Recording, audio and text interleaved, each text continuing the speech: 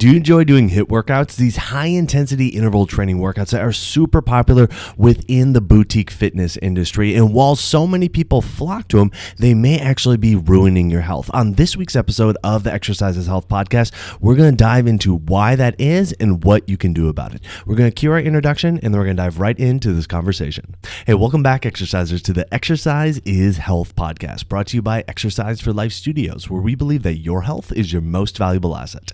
And the single best thing that you can do to both boost and protect this asset is exercise. Specifically, exercise is geared towards building the health and function of your muscles. We are your hosts, Charlie and Julie. And today we are diving into this concept of HIIT workouts, high intensity interval training workouts that are really, really popular, especially in the group fitness space with boutique studios. Yeah, they are at bigger box gyms as well, but really these smaller studios are trying to capitalize on this idea of these high intensity circuit style classes. But if you are trying to exercise for your health, beware, because they may actually be making you less healthy. We're going to explain why that is and what you can do about it so you can do these HIIT style workouts but not compromise your health. I'm really excited for the end, Charlie, because we are going to tell you how you can change these HIIT workouts, because the idea of HIIT is that it really can change your health. But there are certain tweaks that we are going to teach you and show you how to do, because when you make these tweaks, then this HIIT style training not only can be really great for your health, but it will also benefit your function and your long-term health, right? Because a lot of times these HIIT style training have very strong characteristics, and once we start talking about them, you're like, oh yeah, they all do that, but they all don't have to do that. They just do that. And if we make these tweaks, then you can still get the benefits without the risk that it does propose to your health. So the first thing is, if you're not familiar with HIIT training, let's catch you up to speed. So HIIT training is high intensity interval training, or HIIT. And generally when you see a HIIT class, there's going to be a group of people. There might be stations. You're going to be alternating between exercises or rotating through exercises. And generally it's a mix of some resistance exercises like squats or push-ups or deadlifts, things like that, and a mix of cardio things like jumping jacks or jump squats or burpees, things like that. So it's usually a mix like that. It's always very high intensity, definitely catered to, a younger population or a very athletic midlife or older person, but it is generally low equipment, and I think that's why a lot of boutique places really love HIIT training, because it's low equipment and they don't want to buy equipment, or their space is too small for equipment. So when I describe that, I hope that you kind of have that picture of some different places around town, or that you've seen that, oh, okay, that is HIIT training. Now the benefit of HIIT training is that there's intensity, right? And so whenever you have intensity, that means it can be a shorter duration of time, and we all know people are always looking for ways to make their workouts shorter in time. So the thing they've got going for them is the intensity piece, and there's an issue with the way that they bring the intensity and how we're going to switch it up so it's safer for you.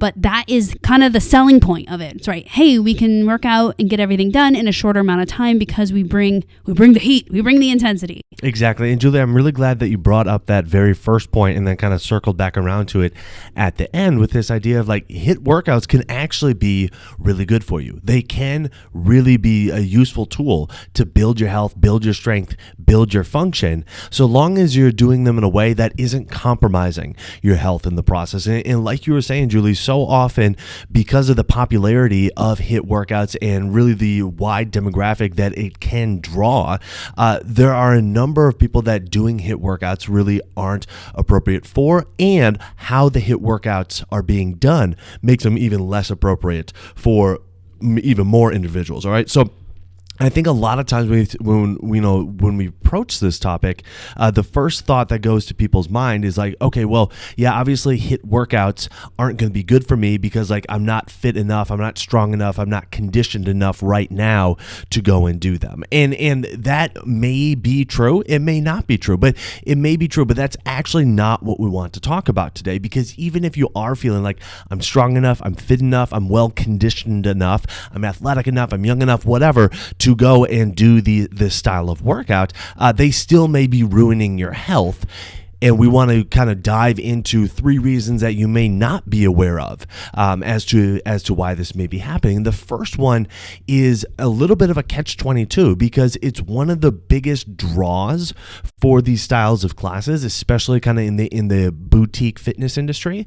But it can also be the thing that ultimately ruins your health. And it's this idea that the atmosphere, the environment, and the community aspect are emphasized. No, don't get me wrong. I'm not saying that community is a bad thing. In fact, community is one of the things that can keep people consistent with their workouts, help people stay accountable, and something that people really enjoy and look forward to about their workouts. But when that is the thing that's being emphasized over the workout itself, a lot of times we can look past what is being done in the workout because we so badly want to be part of the community, or so badly want to be in that environment with the music and the high energy and everything like that, be part of that atmosphere, that we can say, well, you know what, I like that part of the workout so much that, I don't really mind if it's, neglecting these other things, and those other things are actually setting you up for injury, or actually setting you up for potential health complications.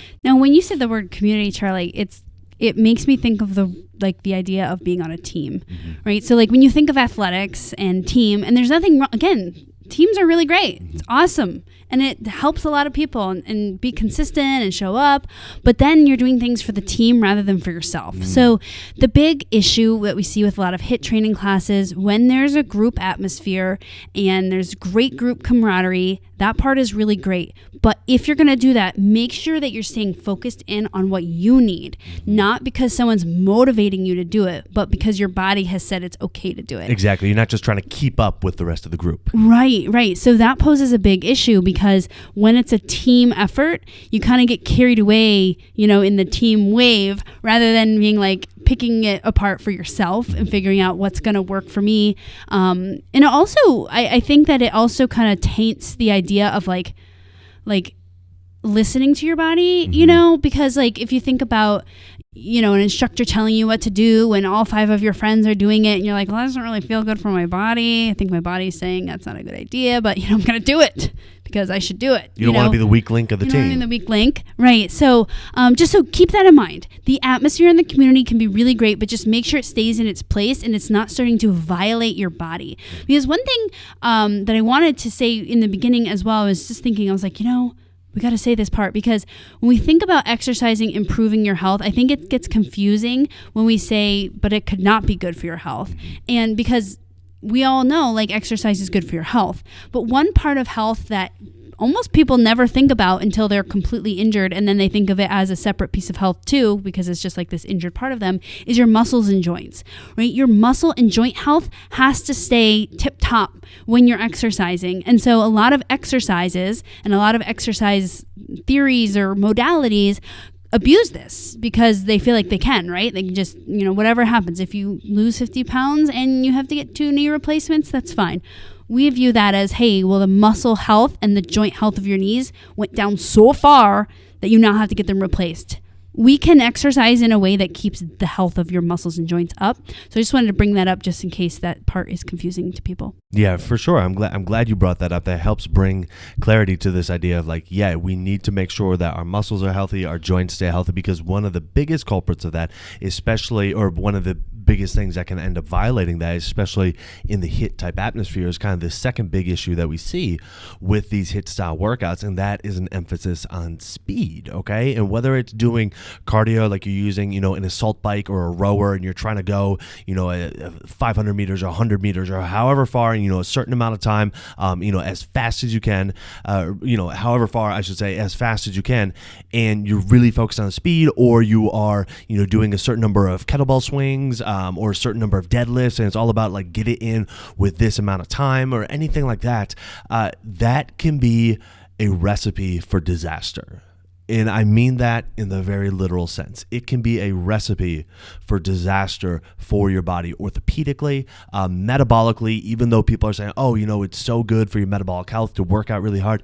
Yes, as long as it's staying appropriate for your body. It can be a recipe for disaster neurologically, throwing your autonomic nervous system completely out of whack. And so this emphasis on speed as like the thing that is going to make the exercise really hard and make the workout, this high intensity thing, really is a huge issue that needs to be managed, and it needs to be understood how to go about still being able to work out really hard, but without this emphasis on speed. That's right. So because you might be sitting there thinking, okay, well, I thought the whole point of this thing was to do high intensity interval training. So we have to bring intensity in a different way other than speed, because adding speed to every exercise to create the intensity is probably the riskiest way to add intensity. So later in this podcast, I'm not going to give them away now, but we're going to tell you how you should be adding your intensity, and it's not speed. And if you do add speed, it's in a very specific place. So stick around for that. But yes, speed is probably the thing you're going to definitely see, where it's like every single exercise, whether it's cardio or resistance training, you're trying to go fast. You're trying to do it quickly. And we justify it because of the intensity name. Right. Okay, so the third thing that causes issues with your health with the traditional high intensity training style that we see out there is that they use a lot of distraction so that you can increase effort and increase like your input into the workout. And a lot of times you think, well, isn't that good? Like, don't I want to like put more into my workout? But the problem is that it's going to increase your injury rate because it increases your stress. So yes, in some ways, if you can manipulate yourself to be able to put more into your workout, that would be really great. But the way that we generally do it is that we're putting more in because it's mindless, right? Or because our mind is just not in our head, or it's being distracted by something else, right? Whether it's the hoo-ha of the workout, where it's like, yay, let's the camaraderie piece, or it's the music, or it's the switching, the buzzer, the light color, whatever it is. The competition. There's a lot of distraction. And again, that distraction is there so you can do more in your workout, but we want you to do more because of being mindful and being strategic with doing more, not doing more because you're just trying to numb yourself to what's happening. Right. Numbing yourself to the exercise, again, is an incredible compromise to the health and function of your muscles and your joints. And we want to make sure that this exercise thing is repeatable for as long as possible, because we don't get any benefits if we can't repeat it. One thing that I think across the board people experience when they work out is if they're having to work really hard, at some level, it's uncomfortable. Now, sometimes we can kind of reprogram the interpretation of that discomfort, that temporary discomfort, as like, okay, that's the feeling of my health improving. That's the feeling of my fitness improving. That's the feeling of my strength improving. That's me going towards my goals. And a lot of people who work out often, they've kind of reprogrammed themselves to kind of interpret those signals that way. But it doesn't mean that, they're still not feeling that kind of level of discomfort, their muscles burning, the fatigue, everything like that, okay? A lot of times with these high intensity classes, there are, like you were saying, Julie, a number of distraction techniques implemented to keep us from being as aware of that kind of baseline level of discomfort, so we can keep pushing, we can keep going through it and everything like that. But like you were saying, the more disconnected we become from our body, from like a mind muscle standpoint, from an awareness standpoint, the higher the increased likelihood there is that we end up injuring ourselves, that we end up ultimately not being able to come back and work out again the next day, or even for a few days, either because we're sore, we're just not feeling it, or we don't want to have to go through like getting ourselves up mentally in order to be able to go through that level of exertion again. So while the distraction techniques seem like they can be a really useful thing to help you, like push yourself harder and get more from your workouts,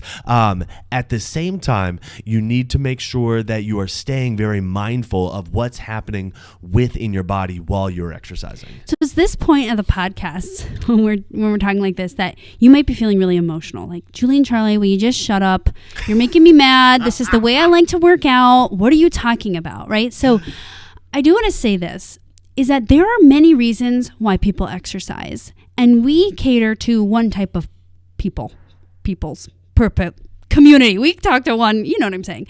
So we're trying to share with you, how do you build your exercise so that it's building your health long term? Many people use their exercise for competition in sport. And that is okay until it's not okay, right? So if you're listening to this, you're like, Julie and Charlie, great, love your thing, but I'm going to keep doing my HIIT style training. I am okay compromising my joints. Well, then great, you keep doing that. But the problem is that there's a huge lack of education and awareness of how do you exercise if you don't want to be compromising your joints, if you don't want to be in pain, but you still want the effects. Like, I don't want to do rehab exercises all the time, but I also don't want to go do HIIT training where I feel like my knees are going to blow out every time I do my squats. So this is what we're going to change to your HIIT workout. So you can do all the HIIT workouts that you're already doing, or if you're thinking about starting HIIT workouts, then keep these in mind. So we're going to divide this into like 2 categories of tips, right? So let's start with our cardio exercises. So that's things like your jumping jacks, your burpees, your jump squats, your running in place, your side shuffles. The bike, all the those, rower. Yes, bike, rower. All those cardio exercises. There's 2 things. So if you're doing HIIT training, you want intensity, right? So you can build intensity here with speed. This is the one place, the cardio. But if you build your intensity with speed, you have to lower the skill level. Okay, so you can't be doing this highly skillful thing that takes a lot of thought and mindfulness to stay safe and add speed. Like, you can't have those 2 together. So, for example, if you're going to do something like jogging in place, that's pretty low skill for a lot of people, and it's probably not going to throw out your back. Great. That's an awesome one. Or jumping jacks. But when it comes to biking is relatively low skill. Biking is relatively low skill, especially because the bike keeps you in a range that's safe. The places where you need to be really mindful is if you go and do sprints on a treadmill. That can really fling your hips forward and back in a big way. Kettlebell swings. Kettlebell swings, because you're launching something. And when you do those, it has a high chance of going more range than what your body can handle.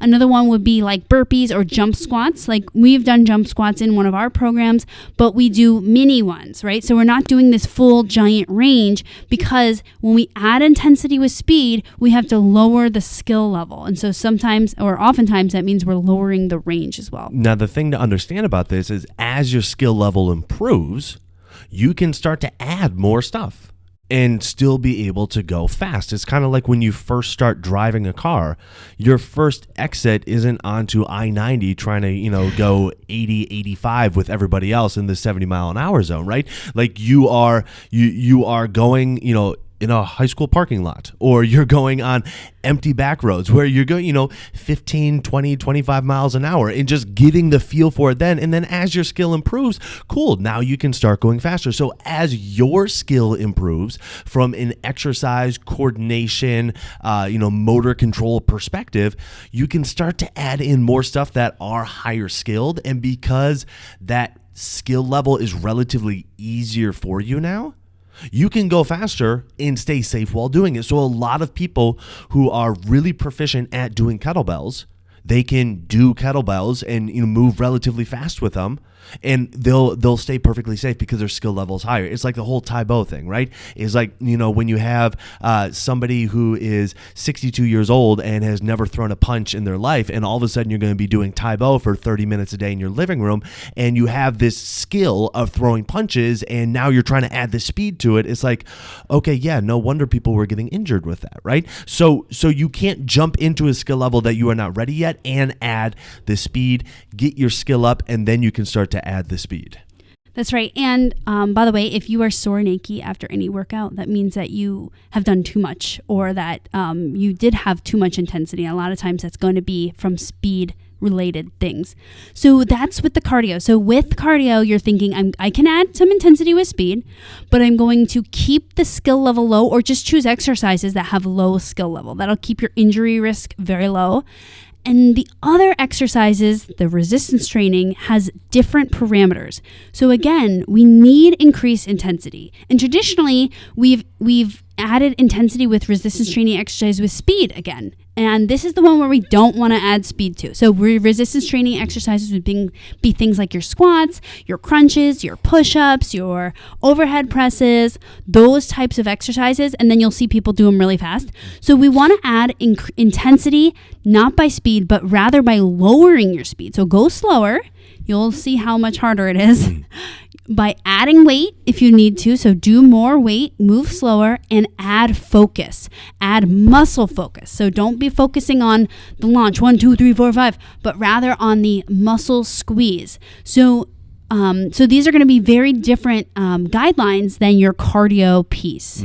Absolutely. But again, it's going to help to keep you safe, because it's going to allow you to really focus in on what's going on with your body and continuously check in, see how your joints are moving, see how your muscles are feeling the entire time you're doing the exercise, but still exercise at that higher intensity. Decreasing the speed when you're doing resistance training, increasing the weight or the load or the challenge, increasing your focus on making that mind-muscle connection. Those three things will help keep you safer, versus when you're doing the cardio naturally is going to be more speed as far as the intensity is concerned. And so you mitigate that risk by doing things that are lower skill. You know, one of the most difficult things when you're applying these principles is the switch between. So one thing when you go to like a traditional HIIT, you're like, okay, I'm going to do my jumping jacks fast, then I'm going to do my presses fast, then I'm going to do my jump squats fast, and then I'm going to do my squats fast. I'm going to just do them all fast because I'm just going fast.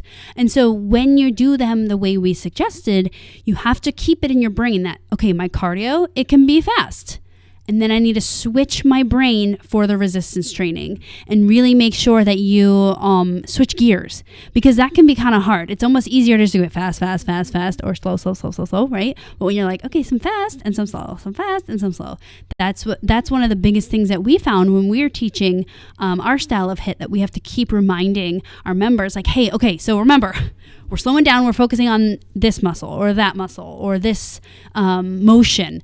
And so keep that in mind when you're trying this out, that you're going to have to be switching gears a little bit. Yeah, that's a really key point to keep in mind. And that's one of the easiest ways to make sure that you're more likely to stay safe when you're working out. If that concept seems a little bit foreign or a little bit unfamiliar, that's exactly actually how we go about structuring all the workouts within the Simple HIIT program within the Exercise for Life membership. And that's such a big emphasis within that program, is to making sure that, hey, when you're doing your resistance training, you are moving slowly, you're moving controlled, you're really focused on the muscle squeeze, and then making sure your transitions are there, so then you can gather yourself, go into your cardio where you're going to go a little bit faster, and then when you transition back to your resistance training, again, slowing down again, having those distinct transitions between the two types of exercise. And for us, at least when we implemented that within the Simple HIIT program, we found that so many people could do these HIIT style workouts and not leave feeling achy, leave feeling beat up, not leave feeling sore,